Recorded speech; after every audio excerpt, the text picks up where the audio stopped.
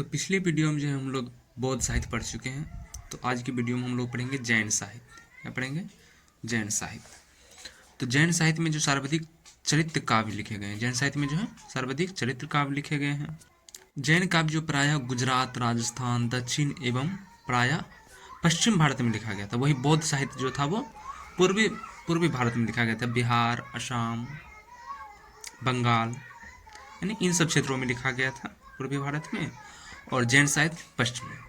तो उद्भव दोनों का बिहार ही हुआ है, लेकिन विकसित जो हुआ है बौद्ध वो पूर्वी भारत में हुआ और जैन साहित्य पश्चिमी भागों में। ठीक है। तो जैन साहित्य के केंद्र में जो है वो क्या क्या हुआ है? जैन साहित्य के केंद्र में जो कौन सी भाषा है वो अपभ्रंश है। कौन सी? अपभ्रंश है। ठीक है। आदिकाल का सबसे प्रामाणिक और विश्वसनीय साहित्य जैन साहित्य ही है। अब विश्वसनीय और प्रामाणिक क्यों माना जाता है? क्योंकि इनमें जो घटना बताया गया है वो इतिहास से भी मिलता जुलता है, इसलिए प्रामाणिक माना गया। जैन साहित्य धार्मिक है, किंतु इसमें साहित्य अक्षुण्य है। जैन साहित्य जो है धार्मिक तो है ही, लेकिन इनमें साहित्य जो है यानी इतिहास जो है वो अक्षुण्य यानी उसका भी समावेशन किया गया है। जैन साहित्य के केंद्र में जो कौन सी भाषा रखी गई है? अपभ्रंश भाषा। तो इसके कवि देखते हैं तो स्वयंभू, पुष्यदंत, धनपाल, जिनदत्त सूरि, हेमचंद्र, सोमप्रभ सूरि, जैनाचार्य मेरुतुंग आदि जैन कवि हैं। तो इन सब कवियों को, स्वयंभू को, पुष्यदंत को, धनपाल को, जिनदत्त सूरि को तथा हेमचंद्र, सोमप्रभ सूरि, जैनाचार्य मेरुतुंग आदि जैन कवि को हम लोग पढ़ चुके हैं। किसमें? अपभ्रंश साहित्य में पढ़ चुके हैं। अपभ्रंश साहित्य में पढ़ चुके। तो अपभ्रंश साहित्य ही एक तरह का जैन साहित्य है। ठीक है। तो इनमें थोड़ा थोड़ा पढ़ लेंगे जैन साहित्य में। तो रास में प्राचीनतम ग्रंथ क्या? रास में जो है प्राचीनतम ग्रंथ। तो प्राचीनतम रास ग्रंथ कौन सा है? रिपुदारमन दास। रिपुदारमन रास। रिपुदारमन रास है जो कि संस्कृत भाषा में है। प्राचीनतम रास ग्रंथ कौन सा है? रिपुदारमन रास जो कि संस्कृत भाषा में। उसका अपभ्रंश में प्रथम रास कौन सी है? अपभ्रंश में प्रथम रास ग्रंथ कौन सा है? तो उपदेश रसायन रास। उपदेश रसायन रास जो कि किसकी रचना है? जिनदत्त सूरि का। उपदेश रसायन रास किसकी रचना है? जिनदत्त सूरि का। तो अपभ्रंश में प्रथम रास ग्रंथ किसकी है? अपभ्रंश में प्रथम रास ग्रंथ कौन सा है? तो उपदेश रसायन रास जो कि अपभ्रंश भाषा में लिखा गया है। किसकी रचना है? जिनदत्त सूरि का। और हिंदी में प्रथम रास ग्रंथ कौन सा है? तो भारतेश्वर बाहुबली रास। हिंदी में प्रथम जो है रास ग्रंथ कौन सा है? तो भारतेश्वर बाहुबली रास जो कि 1184 ईस्वी में लिखा गया। और शालिभद्र सूरि, वैसे शालिभद्र सूरि ये रास ग्रंथ का रूपांतरण शायद किया था ना। तो हिंदी में जो पहले तो जो है संस्कृत अपभ्रंश सब में लिखा जा रहा था। ठीक है। लेकिन हिंदी में जो अगर कोई लिखा तो लिखा शालिभद्र सूरि ने। तो भारतेश्वर बाहुबली रास के रचयिता कौन है? शालिभद्र सूरि। हिंदी में प्रथम रास ग्रंथ कौन सा है? तो भारतेश्वर बाहुबली रास। बाहुबली शालिभद्र सूरि। और प्रथम धर्मेतर रास। धर्मेतर रास कौन सा है? धर्म के इतर यानी धर्म के बाहर कौन सा रास है? तो संदेश रासक रास है ना। तो रासक ही रास वो ही है। तो संदेश रासक ये रास है, रासो ग्रंथ नहीं है, रास है। कौन सा है? रास ग्रंथ है, रासो नहीं, रासो काव्य नहीं। तो प्रथम धर्मेतर रास, संदेश रासक। संदेश रासक रचनाकार कौन है? अब्दुल रहमान, जिसको कि हजारी प्रसाद द्विवेदी हिंदी का प्रथम कवि भी मानते हैं। उसके बाद हिंदी का प्रथम ऐतिहासिक रास कौन सा है? ऐतिहासिक तो पंच पांडव। पांडव जो थे, पांडुपुत्र 5 पांडव जो थे। ऐतिहासिक तो ही हो जाएगा 5 पांडव, यानी कि ऐतिहासिक इसमें जो है घटनाक्रम लिया गया होगा, 5 पांडव के आधार पर लिया गया होगा, 5 पांडव का वर्णन किया गया होगा। तो प्रथम हिंदी का प्रथम ऐतिहासिक रास कौन सा है? तो पंच पांडव चरित्र रास। किसने लिखा है? शालिभद्र सूरि द्वितीय ने। किसने? शालिभद्र सूरि द्वितीय ने 1350 ईस्वी में। नोट है, जैन कवियों ने कृष्ण कथा, हरिवंश पुराण कथा कहा था। जैन कवियों ने कृष्ण कथा, हरिवंश पुराण कथा कहा था।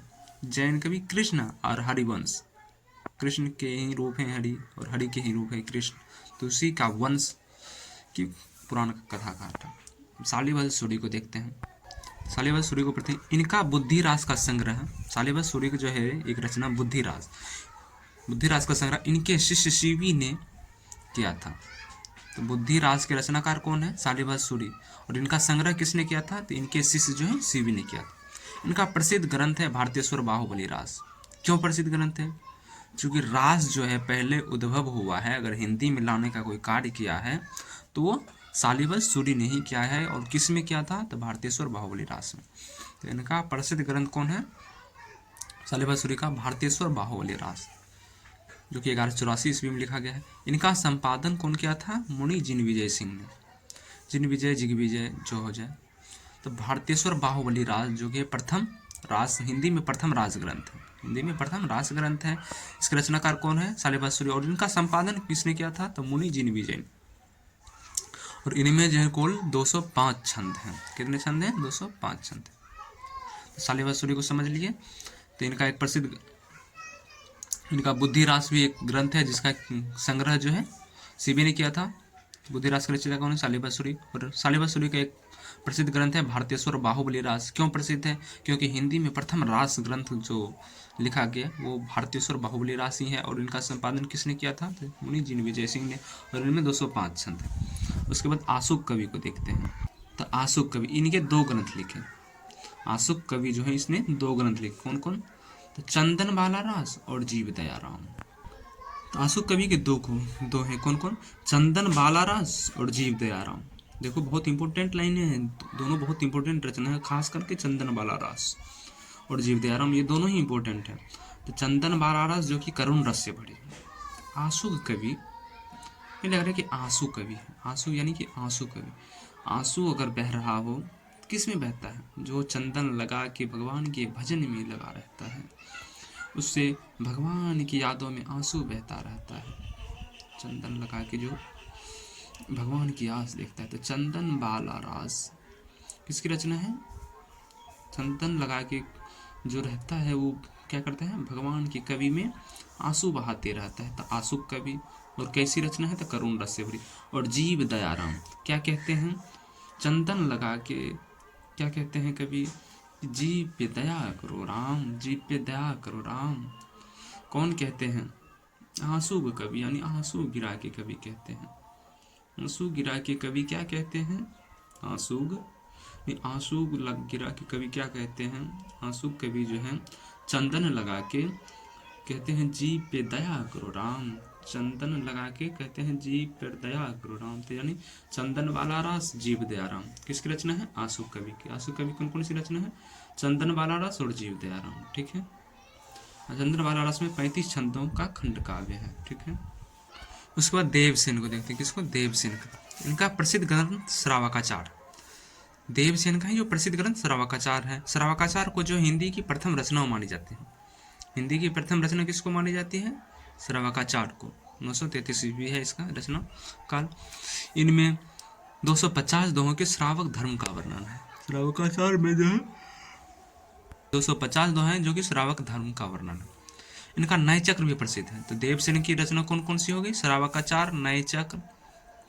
श्रावकाचार जो हिंदी की प्रथम रचना मानी जाती है। एक रचना है नय चक्र। इसने दर्शन सार में जैन धर्म के अनेक संघों की उत्पत्ति लिखी है। किसमें? दर्शन सार में जो है जैन धर्म के अनेक संघों की उत्पत्ति लिखी है और उसे जैनाभास का नाम दिया। दर्शन सार में जैन धर्म का अनेक संघों की उत्पत्ति लिखा और बाद में उसका नाम क्या कर दिया? जैनाभास नाम कर दिया। दब सहाय प्यास भी इन्हीं की रचना है। दब सहाय प्यास किसकी रचना है? तो देवसेन की रचना है। तो इसका कौन कौन सी रचना होगी देवसेन का? देवसेन की एक रचना होगी श्रावकाचार जो कि बहुत इंपॉर्टेंट श्रावकाचार है, जो कि हिंदी की प्रथम रचना मानी जाती है। और एक रचना इसकी है नय चक्र और एक रचना है दर्शन सार जिसकी की बाद में नाम कर दिया जैनाभास। ठीक है, जिनमें कि जैन धर्म के वर्णन किया गया है। उसके बाद विजय सेन सूरी को देखते हैं। तो विजय सेन सूरी का कौन से है? इसका एक प्रसिद्ध ग्रंथ है। कौन सा है? रेवंतगिरी रास। तो रेवंतगिरी रास में जो है रेवंतगिरी, इसमें जो है जैन तीर्थंकर रेवंतगिरी और नेमिनाथ की प्रतिमा का महत्वपूर्ण वर्णित है। रेवंतगिरी जो कि 1231 में लिखा गया था, इसमें जैन तीर्थंकर रेवंतगिरी और नेमिनाथ की प्रतिमा का वर्णन है। ठीक है। तो विजय सेन सूरी की कौन सी रचना है? रेवंतगिरी, जिसमें जैन तीर्थंकर रेविनाथ और नेमिनाथ की प्रतिमा का वर्णन है। यह महत्व ऐतिहासिक और पौराणिक प्रकृति सौंदर्य पर आधारित है। उसके बाद कवि पलहन, एक कवि पलहन या कल्हन ऐसे ही है। तो एक कवि पलहन द्वारा कृत आबो रास किसकी रचना है? पलहन। तो पलहन द्वारा कृत आबो रास में प्रसिद्ध जैन आबू मंदिर का वर्णन मिलता है। आबू मंदिर जो है किससे रिलेटेड है? ऑप्शन है आबू मंदिर किस संप्रदाय से संबंधित है? बौद्ध धर्म संप्रदाय से, जैन संप्रदाय से, हिंदू संप्रदाय से, मुस्लिम संप्रदाय से। तो क्या लगाना है? जैन संप्रदाय। तो आबू मंदिर किस संप्रदाय से है? तो जैन संप्रदाय से। तो इसमें इसकी एक रचना लिखी, मंदिर पढ़ी आबू रास। आबू मंदिर को केंद्र में रखकर आबू रास लिखा। किसने लिखा? कवि पलहन ने।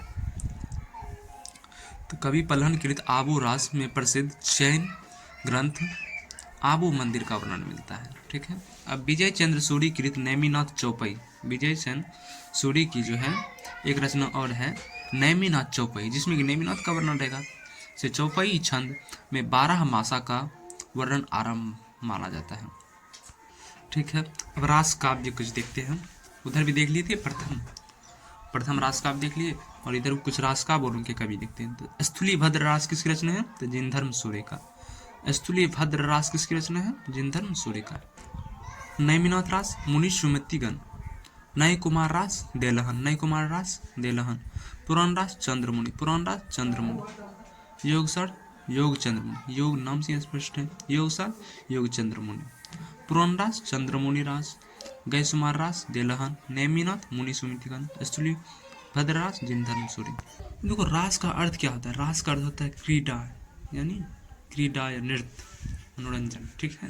तो रास, अब क्रीडा युद्ध में भी हो जा सकता है, युद्ध में भी तो मनोरंजन होता है, किसी को युद्ध में मजा आता है, किसी को नृत्य करके मजा आता है। तो रास का अर्थ वही होता है क्रीडा, नृत्य आदि। तो रासो, रासो में प्राचीनतम ग्रंथ क्या था? रास जो है प्राचीनतम रास ग्रंथ, रासो नहीं, प्राचीनतम रास ग्रंथ क्या था? रिपुदारमण रास, जो कि संस्कृत भाषा में है। तो प्राचीनतम रास ग्रंथ कौन सा है? रिपुदारमण रास। अपभ्रंश में प्रथम रास ग्रंथ उपदेश रसायन रास, जिसकी रचना जिनदत्त सूर्य ने किया था। हिंदी में प्रथम रास ग्रंथ भारतेश्वर बाहुबली रास, जिसकी शालिभद्र सूर्य ने किया था। और प्रथम धर्मेतर रास संदेश रास, जिसकी रचना अब्दुल रहमान ने किया था। और हिंदी का प्रथम ऐतिहासिक रास, ऐतिहासिक कौन हो सकता है हिंदी में? तो 5 पांडुपुत्र, यानी कि 5 पांडव, पंच पांडव चरित्र राज, जिसकी रचना स्थूलीभद्र सूरी द्वितीय ने किया था। ठीक है। सूर्य स्थूली नहीं, शूलिभद्र सूरी द्वितीय। शालिभद्र सूरी को देखिए थे, बुद्धि रास किसकी रचना थी? शालिभद्र सूरी की। और भारतेश्वर बाहुबली रास जो है शालिभद्र सूरी की रचना है, जिसका संपादन किसने किया था? मुनि जिनविजय सिंह ने। आशुक कवि की 2 रचना देखे थे, चंदन लगा के जो है कवि रोते हैं और कहते हैं कि जीव पे दया करो। तो चंदन माला रास और जीव दयाराम किसकी रचना है? आशुक कवि की। देवसेन की रचना देखे थे, श्रावकाचार, जो कि हिंदी की प्रथम रचना मानी जाती है, और इसका नय चक्र। उसके बाद दर्शन सार, जिसका कि बाद में नाम जैनाभास कर दिया गया। उसके बाद विजय सेंसुरी की, जिसकी रेवंतगिरी रास, जिसमें कि रेवंतगिरी और नैमिनाथ की प्रतिमा का वर्णन है।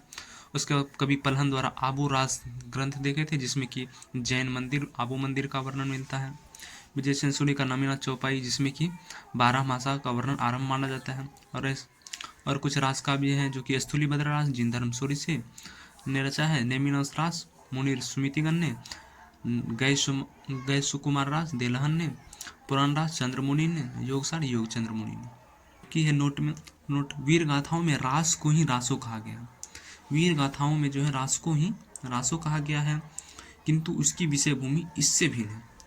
इससे जो ये रास है रासो वहाँ है, तो इसकी पृष्ठभूमि और उसकी पृष्ठभूमि दोनों ही अलग है। ठीक है। अब जैन संप्रदाय, जैन साहित्य में ही फागु काव्य एक आता है। क्या आता है? फागु काव्य। तो उसको देखते हैं। तो जैन कवियों ने फागु काव्य भी लिखे हैं। जैन कवि ही जो है फागु का काव्य लिखे हैं। फागु यानी कि फागुन वाले गीत सब जो आता है। तो फागु जो है वसंत ऋतु यानी होली के अवसर पर गाया जाता है। तो फागु काव्य नाम से ही फागु यानी कि फागुन। तो फागुन यानी कि वसंत ऋतु होली के अवसर पर गाया जाता है।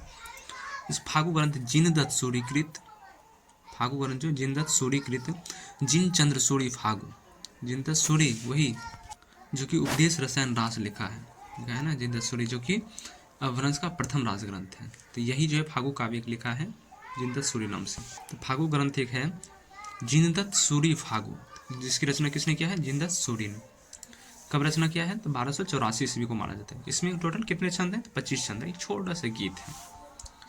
स्थूलीभद्र फागु, एक स्थूलीभद्र फागु को इस काव्य परंपरा का सर्वाधिक सुंदर ग्रंथ माना जाता है। स्थूलीभद्र फागु जो एक ग्रंथ है, इसको जो है इस फागु काव्य का सर्वाधिक सुंदर ग्रंथ माना जाता है। सुंदर गीत दिया होगा, इसलिए स्थूलीभद्र फागु को अच्छा माना जाता है। बसंत विलास स्थूली फागु काव्य ही है, तो बसंत ऋतु होता है, उसमें होली रहता है, तो इसलिए बसंत विलास नाम से एक रचना की। तो बसंत विलास फागु धर्मेतर फागु ग्रंथ, धर्म के इतर यानी दूसरे कोई इसका रचना किया। बसंत विलास फागु रचना कैसी होगी? श्रृंगारिक रचना होगी, रोमांटिक ही रचना होगी ना उसमें। फागु का यानी फागुन के समय की जब वर्णन हो रही है, तो संपादक इसका कौन है? माता प्रसाद गुप्त ने। और समय कब है? 13वीं सदी में रचा गया था। तो बसंत विलास फागु जो कि धर्मेतर फागु ग्रंथ, तो समझ लीजिए। फागु काव्य जो है जैन कवि का ही फागु काव्य भी लिखे हैं, जैन कवि ही जो फागु काव्य लिखे हैं। फागु जो है बसंत ऋतु होली के अवसर पर गाया जाता है। फागु ग्रंथ जिनदत्त सूरी की जो एक रचना है, जिनदत्त सूरी फागु, जिनदत्त सूरी फागु, इसकी रचना किसने किया था? जिनदत्त सूरी ने। कब किया था? तो 1284 ईस्वी में। जिसमें कितने छंद हैं? टोटल 25 छंद हैं। एक स्थूलीभद्र फागु काव्य परंपरा का सर्वाधिक सुंदर ग्रंथ है। तो स्थूलीभद्र फागु जो एक रचना है फागु काव्य में, जो कि बहुत अच्छा ग्रंथ माना जाता है, सुंदर, जो जिसमें कि सुंदर सुंदर गीत होंगे। एक है बसंत विलास फागु, बसंत विलास फागु। तो बसंत विलास बसंत ऋतु के समय की वर्णन हो रही, तो नाम भी तो वैसा ही रहेगा ना, फागु, देख रहे हो ना, फागु यानी कि फागुन, समय फागु जो रहा है तो फागुन, ये बसंत नाम रख दिया, उसी का प्रयास। तो बसंत विलास फागु धर्मेतर ग्रंथ है, यानी कि जैन धर्म से कोई हट के कोई दूसरा कवि लिखा होगा, जो कि श्रृंगारिक रचना है। संपादक माता प्रसाद गुप्त ने किया है, उस समय 13वीं सदी में लिखा। कवि पलहन द्वारा कृत आबूरास, कवि पलहन द्वारा कृत एक आबूरास है, जो कि जैनियों के प्रसिद्ध रचना आबू मंदिर का चित्रण है, जो कि हम पीछे बता चुके हैं। ठीक है, तो हमारा जो है जैन साहित्य खत्म हो गया। ठीक है, और थोड़ा सा इन सब से हटके रीति काल का थोड़ा टॉपिक दो लिखा हुआ है यहाँ पे, इसको थोड़ा देख लेते हैं। तो रीति काल को जो रीति काव्य किसने कहा था? तो जॉर्ज गिडर्सन ने कहा था। रीति काल को रीति काव्य किसने कहा था? तो जॉर्ज गिडर्सन ने कहा था। अलंकृत काल किसने कहा था? अलंकृत होना, उसमें का मतलब भी है श्रृंगार ही। तो अलंकृत कौन करता है? मिश्र बंधु ने। अलंकृत काल किसने कहा था? तो मिश्र बंधु ने। और रीति काल को रीति काल किसने कहा था? तो आचार्य रामचंद्र शुक्ल ने। रीति का अर्थ ही होता है श्रृंगार, श्रृंगार का स्थायी भाव क्या है? रीति। तो ये तो मेन चीज ही पकड़ लेते हैं ना रामचंद्र शुक्ल, क्या पकड़ लेते हैं? Main point. तो आचार्य रामचंद्र शुक्ल क्या कहेंगे? रीति काल कहेंगे। ठीक है, रीति काल को इसे हटा दो तो रीति ही कह देंगे, इसको क्या कहें? रीति कहेंगे। रीति अकाल, रीति का ही वर्णन होता है, अस्थायी भाव रीति है, तो श्रृंगार, उसी श्रृंगार जो लो, कला जो लो, जो जरना है। तो रामचंद्र शुक्ल क्या कहें? रीति काल कहा है। अब मिश्र बंधु क्या कहे? अलंकृत काल। अलंकृत काल में सजाना, श्रृंगार, वही सब हुआ। रामचंद्र शुक्ल क्या कहा? रीति काल। और रमाशंकर शुक्ल रसाल क्या कहा है? कला काल। रमाशंकर शुक्ल रसाल क्या कहा है? कला काल, यानी कि इस समय जो जहाँ पर जिस समय राम और शंकर जी रहते थे उस समय कला काल, कला बहुत ज़्यादा विकसित थी। तब ने देख रहे हो इतने बड़े बड़े मंदिर बने हैं, कितने, वो सब मंदिर जो बना है बिना कला के थोड़ी ना हो सकता था। तो इसलिए हमारा उस समय का जो समय था, राम और शंकर के समय, बहुत ज़्यादा कला थी हमारी सभ्यता के अंदर। और श्रृंगार काल किसने कहा था? तो विश्वनाथ प्रसाद मिश्र ने। श्रृंगार काल किसने कहा था? विश्वनाथ प्रसाद मिश्र।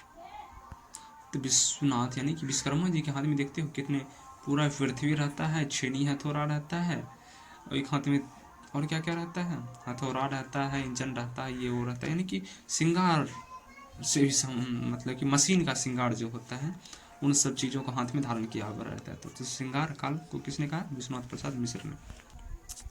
ठीक है दोस्तों, तब होगा तो देखते हैं, नाथ साहित्य को हो रहा है तो इसी में जोड़ देते हैं। ठीक है, अब जो हम लोग देखेंगे वो किसको देखेंगे? नाथ संप्रदाय। किसको देखेंगे? नाथ संप्रदाय। तो नाथ संप्रदाय का जो शुरुआत किया या प्रवर्तन किया, यानी शुरुआत किया, वो किससे हुआ है? शुरुआत हुआ है तो गोरखनाथ से हुआ है। किससे? गोरखनाथ से, जो कि किस में थे? वो पहले बौद्ध साहित्य में, सिद्ध साहित्य में थे। गोरखनाथ पहले क्या थे? सिद्ध में थे। तो जो है, और इसका नाम क्या था? गोरक्षपा पहले था, और इनके गुरु का नाम मत्स्येंद्रनाथ या मीनफा। तो ये दोनों सिद्ध में थे। दिखा देते एक बार। तो ये जो है गोरक्षपा, और इनके गुरु थे मीनफा, मच्छेंद्रफा। तो ये दोनों पहले सिद्ध थे, सिद्ध साहित्य में थे। ठीक ना। लेकिन जब यहाँ पर देखा गोरखनाथ की स्त्रियों के प्रति जो है बहुत ज़्यादा अति हो रहा है, भोग वासनाएं इसमें बहुत ज़्यादा आ रही है, स्त्री को सेवन की वस्तु बताई जा रही है, तो बताया ना कि बौद्ध साहित्य में जो स्त्री को कहते हैं कि संभोग से जो आनंद की प्राप्ति होती है, मान लो ईश्वर की जो आनंद, ईश्वर के प्राप्त होने से जो आनंद की प्राप्ति होती है, वैसा ही आनंद स्त्री के साथ संभोग करने से आनंद की प्राप्ति होती है। तो इसलिए ये लोग जो हैं बौद्ध साहित्य या सिद्ध लोग जो थे, स्त्री संभोग पर बल देते थे, जिसका के नाम क्या रखा था इसने, जिनको कि ये लोग कहते थे महामुद्रा या शक्ति योगिनी कहते थे। स्त्री सेवन को जो करते थे उनको कहते थे कि ये हम स्त्री भोग थोड़ी कर रहे हैं, ये इसको तो हम एक योग कह दिए हैं, महामुद्रा योग हम लोग कर रहे हैं या शक्ति योगिनी कर रहे हैं। तो ये सब देख के जो है गोरक्षपा को जो है सो अच्छा नहीं लगा, तो फिर इसने अलग संप्रदाय अपना चलाया है। कौन सा संप्रदाय बनाया? तो नाथ संप्रदाय। ठीक है, तो नाथ संप्रदाय जो बनाया वही गोरखनाथ ने बनाया। और अपने जो गुरु जो इनके थे मत्स्येंद्रनाथ, ये भी स्त्री के भोग विलास में बहुत ज़्यादा पड़ गए थे। तो इनके जो मत्स्येंद्रनाथ के जो शिष्य थे गोरखनाथ, तो गोरखनाथ ने ही अपने गुरु को फिर वहाँ से हटाकर अपने इस नाथ संप्रदाय में लाया। तो इसलिए एक कहावत है कि जाग मसेंदर गौरा खाया। तो जाग मसेंदर गौरा खाया, यानी मसेंद्र जो भोग विलास में पड़ गया था, उनको गोरखनाथ ने हाथ पकड़ खींच के फिर से अपना नाथ संप्रदाय में लाया। ठीक है, तो वही नाथ संप्रदाय को देखते हैं। नाथ संप्रदाय जो है गोरखनाथ जो है संपादन इसका क्या मैंने संप्रदाय बनाया, अलग संप्रदाय, ये गोरखनाथ के नाम पर ही जो गोरखपुर शहर है वो है।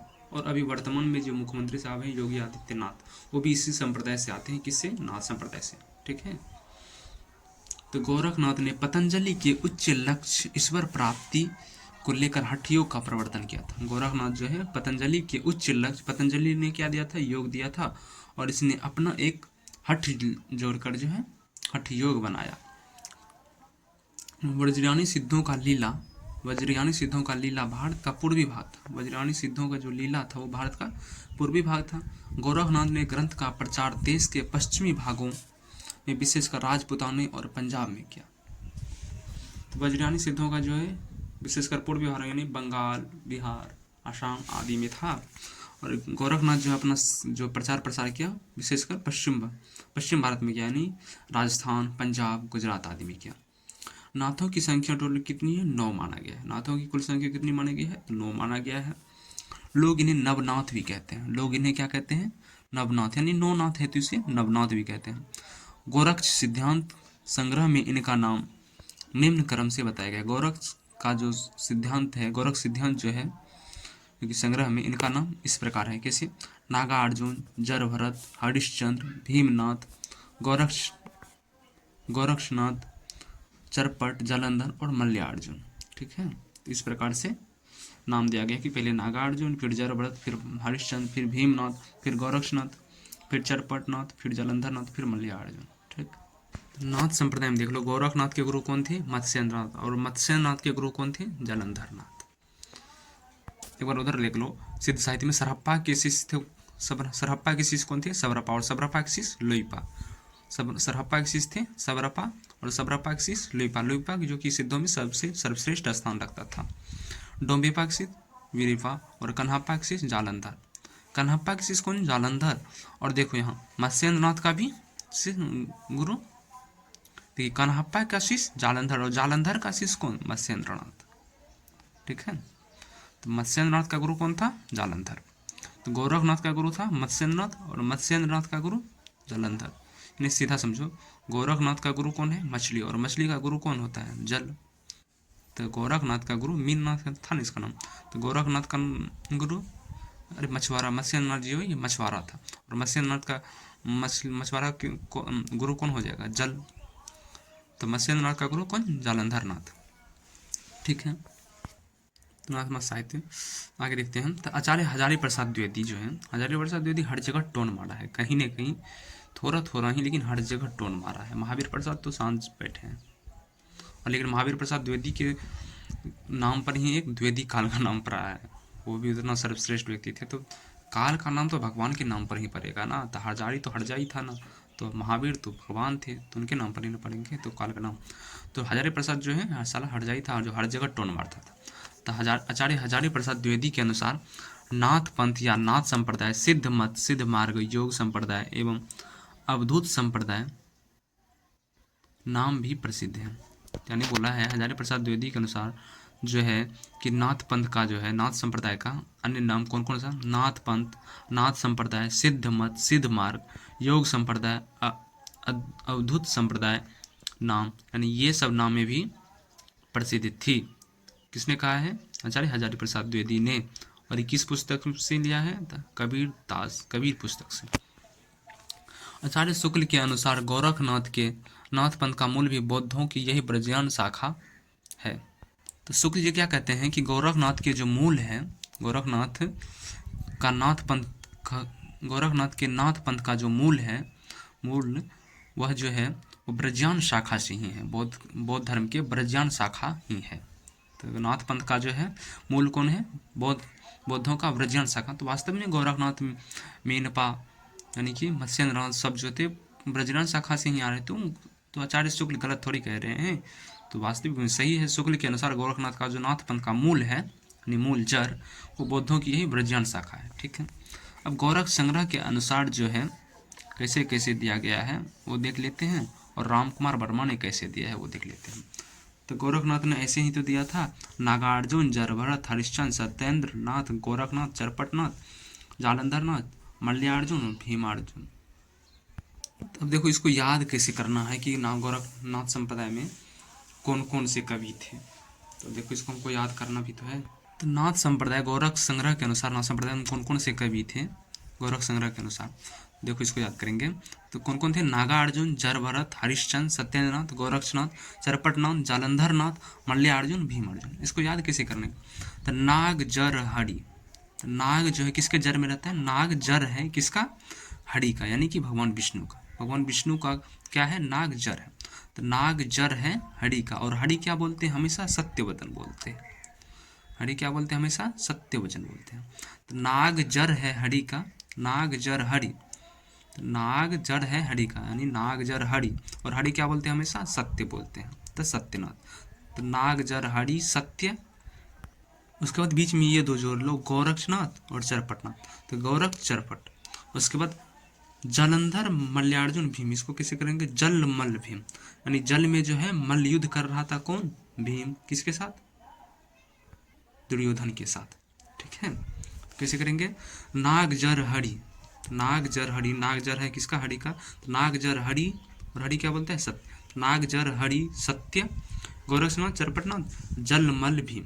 जलमल भीम यानी कि जल में मल्ल युद्ध कर रहा था कौन? भीम। किसके साथ? तो दुर्योधन के साथ। तो समझ गए? तो नाग जर हरि सत्य, नाग जर हरि सत्य। तो नाग जर हरि सत्य का मतलब हो गया नागार्जुन, नाग से नागार्जुन, जर से जरभरत, हरि हरिश्चंद्र, सत्य सत्यनाथ। हरिश्चंद्र वैसे भी सत्यवादी थे। ठीक है। नाग जर हरि सत्य, उसके बाद गोरक्षनाथ और चरपटनाथ। उसके बाद जल मल्ल भीम, तो जालंधरनाथ, मल्यार्जुन, भीमनाथ। ठीक है। तो ये थे गोरक्षनाथ गोरख संग्रह के अनुसार।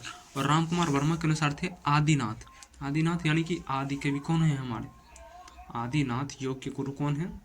शंकर जी हमारे हैं। तो आदिनाथ उसी को माने हैं रामकुमार वर्मा, माने कि आदिनाथ योग जो आया है वो हमारे आदिनाथ से आया है, यानी कि शिव जी से आया। उसके बाद मत्स्येंद्रनाथ, वो जब आदिनाथ हमारे शिव जी कभी योग की शिक्षा जब दे रहे थे माँ पार्वती को, तो मत्स्येंद्रनाथ जो है वो सुन लिया। तो फिर वहाँ जो है ये योग जो है योग संप्रदाय अपना अलग बनाया, नाथ संप्रदाय में योग बढ़ाने लगा। तो योग का जो गुरु है कौन है? आदिनाथ। उसके बाद मत्स्येंद्रनाथ, गोरखनाथ, आदिनाथ सबसे पहले आदिनाथ। उसके बाद नाथ संप्रदाय में सबसे पहले फिर कौन आएगा? आदिनाथ का में से फिर आ जाएगा मत्स्येंद्रनाथ। गोरखनाथ का गुरु तो मत्स्येंद्रनाथ है, तो अपना स्थान तो उसी को देगा ना पहले। तो आदिनाथ, उसके बाद मत्स्येंद्रनाथ, उसके बाद गोरखनाथ, उसके बाद गाहिनीनाथ। गोरखनाथ के बाद फिर गोपला गाहिनीनाथ। उसके बाद चरपटनाथ तो उसमें भी है, गौरव संग्रह में भी। चरपटनाथ, चरकलानंद, चौड़गीनाथ। उसके बाद ज्वालेंद्रनाथ यानी कि जालंधरनाथ। उसके बाद भर्तृनाथ और गोपीनाथ। तो एक जगह से वैसे ही है, आदिनाथ, उसके बाद मत्स्येंद्रनाथ, गोरखनाथ, मत्स्येंद्रनाथ, गोरखनाथ, उसके बाद गहनीनाथ, उसके बाद चरपटनाथ, चरकरानाथ, चौड़गीनाथ, उसके बाद ज्वालेंद्रनाथ यानी जालंधरनाथ, भृतृनाथ और गोपी चंद्रनाथ। ठीक है। गौड़ संग्रह के अनुसार कौन कौन था? नागजर हरि सत्य, गोरक्षनाथ चरपटना, जलमल भीम। ठीक है, तो नागार्जुन, जरभरत, हरिश्चंद्र, सत्यनाथ, गोरक्षनाथ, सरपटनाथ, जालंधरनाथ, मल्यार्जुन, भीमनाथ। ठीक है, आदिनाथ को जो है, इसलिए आदिनाथ के संतों, आदिनाथ को जो है बाद में संतों ने शिव माना है, आदिनाथ को शिव माना। मत्स्येंद्रनाथ का वास्तविक नाम विष्णु शर्मा थे, जो कि एक मछुआरा था। ठीक है, तो चरपटनाथ जो है वो गोरखनाथ के शिष्य। चरपटनाथ जो है, तो गोरखनाथ के शिष्य कौन है? चरपटनाथ। गोरखनाथ के देखो, गुरु और चेला जो है बीच में रख दो। ठीक है, तो नागजर हरि सत्य, नागजर हरि सत्य बीच में रख दो, गौरख चरपट, गुरु और चेला को बीच में रख दो, गौरख चरपट। उसके बाद जालंधर, मल्यार्जुन, भीम, तो जल मल भीम। ठीक है, अब गोरखनाथ को पढ़ते हैं। किसको? गोरखनाथ को पढ़ते हैं। तो गोरखनाथ, इनके शिष्य का नाम क्या था? चरपटनाथ। और गोरखनाथ के गुरु कौन थे? मत्स्येंद्रनाथ। इनके अन्य नाम थे मीनपा, मीनक्षपा, मीननाथ आदि। तो गोरखनाथ जो है मत्स्येंद्रनाथ के शिष्य थे। इनके समय को लेकर विवाद है। राहुल संकरतायन 845 ईस्वी मानते हैं और HPD हजारी प्रसाद द्विवेदी 9वीं सदी मानते हैं। राहुल संकरतायन जो है वो 845 ईस्वी मानते हैं और हजारी प्रसाद द्विवेदी 9वीं सदी मानते हैं। तो 9वीं सदी बात सही तो है, सॉरी 9वीं सदी। ठीक है, मिश्र बंधु ने इन्हें प्रथम गद्य हिंदी लेखक कहा है। मिश्र बंधु जो है इन्हें प्रथम गद्य हिंदी लेखक कहा है। किसे? गोरखनाथ को। गोरखनाथ को जो है हिंदी गद्य का प्रथम लेखक माना। गद्य पहले पद्य होता था ना, यानी कविता रूप में, लेकिन गद्य जो उपन्यास जो भी लिखा गया, तो इसमें उपन्यास तो नहीं लिखा, जो भी अपना संग्रह ही लिखा तो विस्तार पूर्वक लिखा। तो मिश्र बंधु जो है इन्हें प्रथम गद्य हिंदी लेखक कहा, हिंदी का गद्य लेखक कहा। तो गोरखनाथ को हिंदी का प्रथम गद्य का लेखक कहा, गोरखनाथ को। डॉक्टर पीताम्बर बर्थवाल ने गौरख के 14 ग्रंथ को प्रमाणिक मानकर उनका संपादक गौरख वाणी के नाम से किया। डॉक्टर पीताम्बर ने गौरख के 14 ग्रंथ को प्रमाणिक मानकर, डॉक्टर पीताम्बर ने गौरख के 14 ग्रंथ को प्रमाणिक माना और उनका संपादक किया गौरख वाणी के नाम से। उनका क्या संपादक किया? गौरख वाणी के नाम से किया। पीताम्बर ने इनकी रचना शबदी को सबसे प्रमाणिक माना। शबदी जो किसकी रचना है? गोरखनाथ की। शबदी किसकी रचना है? गोरखनाथ की। तो शबदी को जो सबसे प्रमाणिक माना, कौन? डॉक्टर पीताम्बर। उसके बाद आचार्य हजारी प्रसाद द्विवेदी के अनुसार जो है शंकराचार्य के बाद इतना प्रभावशाली और कोई नहीं। गोरखनाथ जो थे वो अपने समय के इतने बड़े विद्वान थे कि वो क्या अकेला जो है पूरा संप्रदाय को लीड किया और उस संप्रदाय को ऐसा व्यवस्थित रूप से बनाया और प्रचार प्रसार करवाया और किया कि अभी तक नाथ संप्रदाय जस का तस बना हुआ है। और अभी भी देखो, उसी संप्रदाय से हमारे योगी आदित्यनाथ मुख्यमंत्री है। ठीक है, तो उसी में कहते हैं कि हजारी प्रसाद द्विवेदी कहे हैं कि शंकराचार्य तो बहुत योग्य व्यक्ति थे। कहते हैं कि शंकराचार्य के बाद जो है इतना योगशाली, शंकराचार्य के बाद इतना योगशाली और प्रभावशाली कोई नहीं हुआ है। शंकराचार्य के बाद थोड़ा सा लेवल में आया ये गोरखनाथ, और उसके बाद तो कोई आया ही नहीं और शायद आएगा भी नहीं। तो गोरखनाथ को आचार्य हजारी प्रसाद द्विवेदी कहते हैं कि शंकराचार्य के बाद इतना प्रभावशाली और कोई नहीं है। नाथ संप्रदाय में गोरखनाथ ने पतंजलि का ईश्वरीय प्राप्ति के लिए योग को लिया। नाथ संप्रदाय में जो गोरखनाथ जो है पतंजलि का योग ईश्वरीय प्राप्त का जो है योग लिया और अपना हठ में लाकर हठ योग कर दिया। इसमें पतंजलि का योग लिया और अपना हठ में लाकर जो है हठ योग कर दिया। देखो, हठ योग तो पतंजलि लिया और हठ ये अपना मिलाया, ह से कर दिया सूर्य और ठ से चंद्रमा। तो सूर्य और चंद्रमा की भी तपस्या और योग के माध्यम से तो पतंजलि, तो हठ योग हो गया। ठीक है, गोरखनाथ द्वारा प्रवर्तित योग संप्रदाय को 12 पंथी भी कहा जाता है। नाथ संप्रदाय को जो है 12 पंथी भी कहा जाता है। गोरखनाथ द्वारा प्रवर्तित योग संप्रदाय को जो है 12 पंथी भी कहा जाता है, क्योंकि यह 12 शाखाओं में 6 शिव और 6 गोरखनाथ में विभक्त थे। तो योग संप्रदाय को जो गोरखनाथ का जो योग संप्रदाय था उसको 12 पंथी भी कहा जाता है। नाथ संप्रदाय के योगी कान फाड़ कर मुद्रा धारण करते थे। नाथ संप्रदाय के योगी जो है भी योगी आदित्यनाथ का भी जो देखो वो कान में मुद्रा धारण करते हैं, यानी कि कान की मुद्रा, यानी कि बाली जैसे पहनते हैं। फरमा के पहले कुंडल, कान का कुंडल जो था बहुत ज़्यादा वजनदार पहनता था, जिससे कि कान खुद ब खुद फट जाता था। ठीक है, तो इसलिए इन्हें कनफरा या भक्त फटा भी कहते थे। तो कनफरा योगी किस में आते हैं? तो नाथ संप्रदाय में। ठीक है। नाथ मत में बल्लभानाथ का टीला, नाथ पंथ में जो एक बल्लभानाथ का टीला है, ये अपना नाथ संप्रदाय का प्रचार प्रसार किधर गया? पश्चिम भारत में, हाँ, पंजाब, राजस्थान, गुजरात आदि में। तो नाथ पंथ में बल्लभानाथ का टीला जो एक है वो पंजाब में नमक के पहाड़ों के बीच। नाथ पंथ में बल्लभानाथ का टीला, नाथ पंथ में जो है बालनाथ, सॉरी बल्लभानाथ, नाथ संप्रदाय में बालनाथ का टीला पंजाब में नमक के पहाड़ों के बीच है। बालनाथ का टीला कहाँ पर है? पंजाब में नमक के पहाड़ों के बीच में। तो बालनाथ का टीला का संबंध जो है वो जालंधर नाथ से। बालनाथ का टीला जो है किससे संबंधित है? जालंधर नाम से, जालंधर नाथ से। और जालंधर नाथ के नाम पर जालंधर शहर बना हुआ है, और गोरखनाथ के नाम पर गोरखपुर शहर।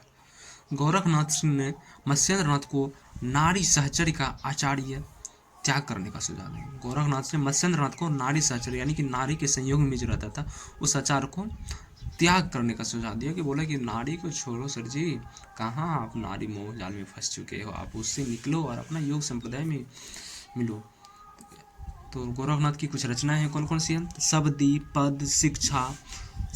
पद शिक्षा दर्शन, प्राण संकलिनी, आत्मबोध आदि और बहुत सारी रचनाएं। नाथ और सिद्ध दोनों में गिने जाने वाले। तो कुछ ऐसे जो हैं सिद्ध या कवि हैं जो कि नाथ और योगी दोनों में गिने जाते हैं। कौन कौन? नागार्जुन, ये भी पहले किस में थे? सिद्ध में थे, और बाद में जो है ये नाथ संप्रदाय में आ गए। गोरखनाथ, ये भी पहले सिद्ध में थे, फिर बाद में इसमें अपना संप्रदाय चला लिया, और इसी के प्रभाव से ये सारे आए। जालंधर को भी यही लाए। तो नागार्जुन है ना, पहले नागजर भरत हरि। तो नागार्जुन, गोरखनाथ, जालंधर नाथ, चरपट ये भी पहले सिद्ध में थे। तो चरपटनाथ, तो नागार्जुन, गोरखनाथ, जालंधर नाथ, झरपटनाथ ये सब पहले सिद्ध में थे, बाद में नाथ संप्रदाय में आ गए। तो इसको कैसे याद करेंगे? कौन कौन कहते हैं? नाग, गोरा, नाग, जलचर है। तो गोरा, नाग, जलचर है। गोरा यानी कि गोरखनाथ, नाग यानी नागार्जुन, जल यानी जालंधर नाथ, और चर यानी चरपटनाथ। ठीक है। अब मत्स्येंद्र नाथ को देखते हैं जो कि गोरखनाथ के गुरु हैं। तो जाति से मछुआरे थे। मत्स्येंद्र नाथ कौन सी जाति थे? तो मछुआरे थे। इसका अन्य नाम क्या है? मच्छंदर नाथ, मीननाथ, मीनपा, मच्छेंद्रपाल। तो मत्स्येंद्र नाथ का जो है वो अन्य नाम क्या क्या था? तो मच्छंदर नाथ, मीननाथ, मीनपा, मच्छेंद्रपाल। ठीक। वास्तविक नाम क्या था इनका? विष्णु शर्मा। तो मत्स्येंद्र नाथ का वास्तविक नाम क्या था? विष्णु शर्मा। ये पहले योग मार्ग के प्रवर्तक थे। मत्स्येंद्र नाथ किसके थे? पहले योग मार्ग के प्रवर्तक थे, किंतु योगनियों के माया जाल में फंसने के कारण वामाचारी साधना यानी स्त्रियों के साथ संसर्ग करने लगे थे। स्त्रियों के माया जाल में फंस चुके थे। और फिर इनके शिष्य गोरखनाथ ने उस पंथ से निकालकर नाथ संप्रदाय में लाया। इसी आधार पर कहा जाता है जाग मच्छंदर गोरख आया। तो जाग मच्छंदर गोरख आया। तो गोरखनाथ ने अपने गुरु को बचाया और इस संप्रदाय में लाया। इनकी रचना है कौल ज्ञान निर्णय। मत्स्येंद्र नाथ की जो है रचना एक है, कौन सी है? तो कौल ज्ञान निर्णय। एचपीडी ने इनके पदों का संकलन नाथ सिद्धों की वाणियों से किया। हजारी प्रसाद द्विवेदी जो है इसके पदों का संकलन किया, जिसका नाम रखा नाथ सिद्धों की वाणियाँ। ठीक। अब नाथ साहित्य की प्रमुख विशेषता को देखते हैं।